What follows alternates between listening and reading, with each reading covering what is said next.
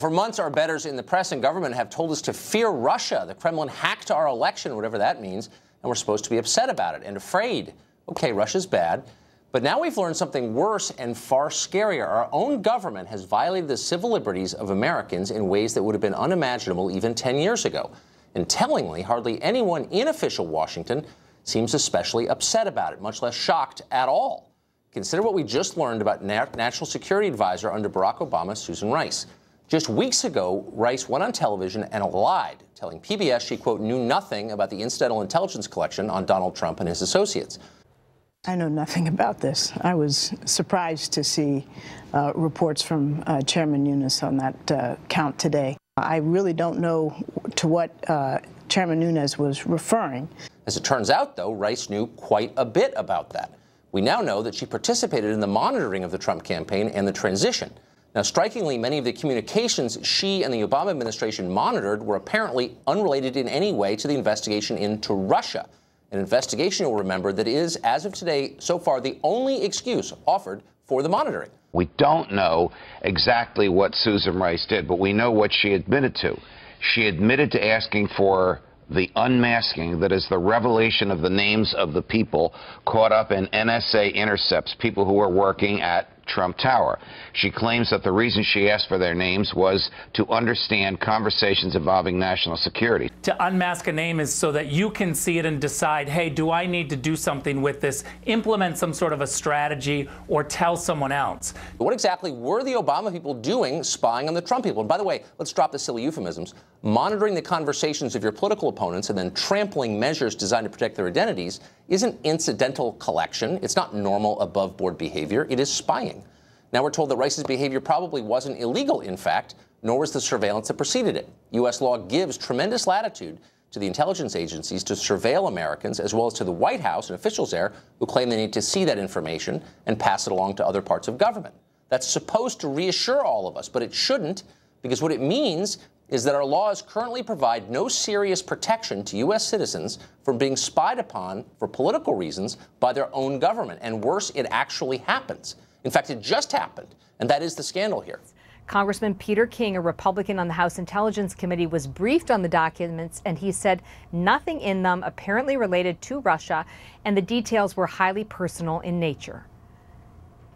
Basically, this was information about their everyday lives, who they were talking with, who they were meeting, where they were going to eat. Really nothing of any substance or value unless you're just trying to lay out a dossier in somebody's.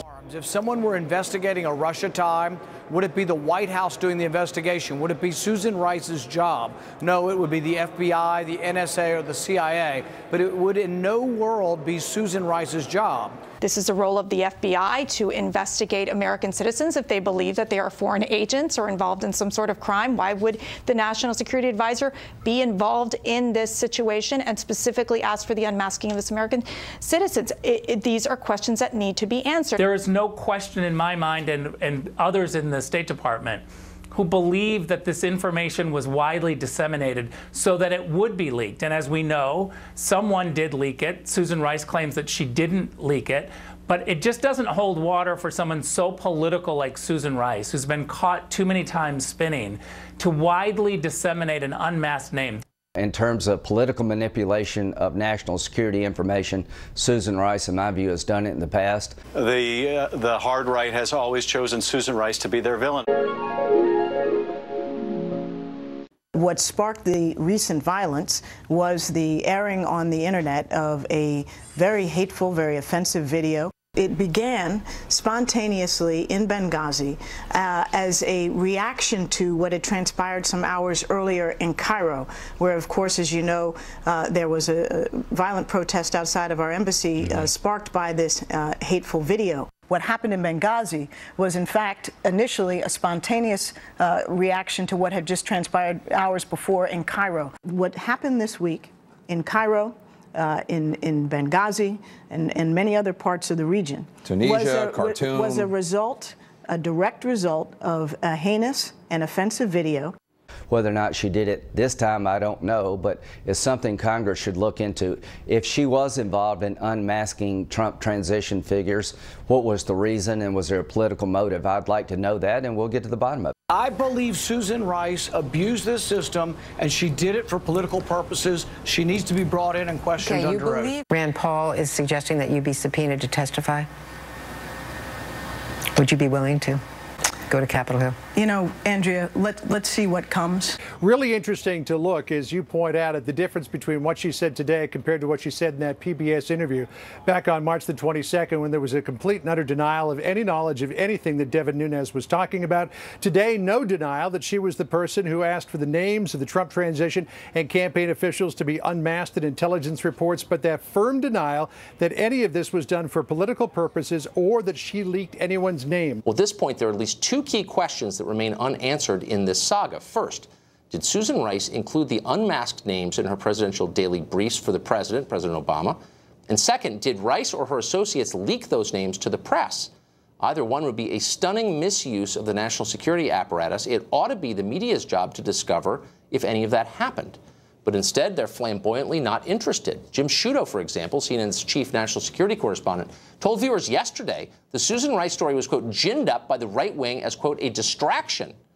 Well, of course, until 2013, Sciutto was a political appointee working for the Obama administration. He has every reason to defend his former co-workers, no matter what they do. The question is, why did CNN put him on this beat in the first place?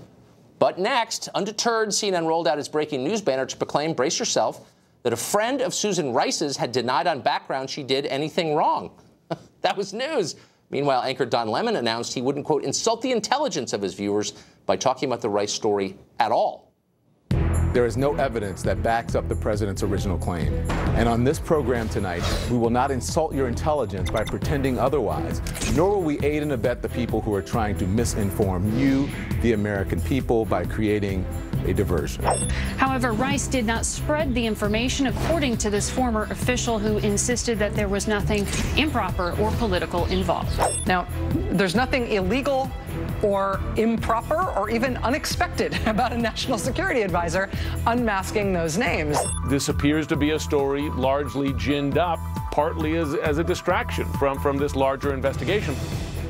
In what world would it ever have been appropriate for White House staff, White House political staff, to be unmasking conversations, highly classified and private conversations with Trump, General Flynn, and others? I see no world in which that would be appropriate. She needs to be made to answer for this. This is not a benign thing, because it gives a black eye to the entire intelligence community if they're gathering up all these private conversations and that they're going to be released to the media. This is a big crime, and we need to get to the bottom of it. Why are we saying it's okay to be spying on, and I don't even want to call it surveillance anymore, spying on the president-elect of the United States? Intelligence officials under the Obama administration that I was in communication with alerted me a couple of years ago in relation to my own computer intrusion case that they felt there was a lot of mischief going on inside intel agencies, that intelligence was being used in a way that they said it never had before. These are people who'd been there for decades, and they were extremely concerned about the patterns they saw. Last week, we also uncovered video from March 2nd. Dr. Evelyn Farkas, very prominent Obama administration official, served in the administration only till 2015, encouraging her former colleagues and people on the Hill get as much intelligence as they can about the Trump team before they leave office. Watch this. Get as much intelligence as you can before President Obama leaves the administration, because I had a fear that somehow that information would disappear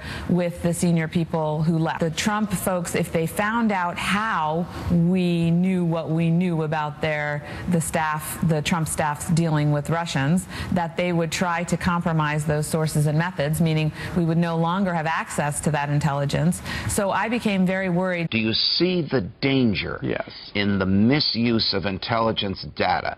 How troubles come about and rights are violated when too much private information is in the hands of the government. And to your defense, we were on the air together, and you said the Patriot Act worried you because of that. You said you're worried about where it could go. And now this has come to fruition.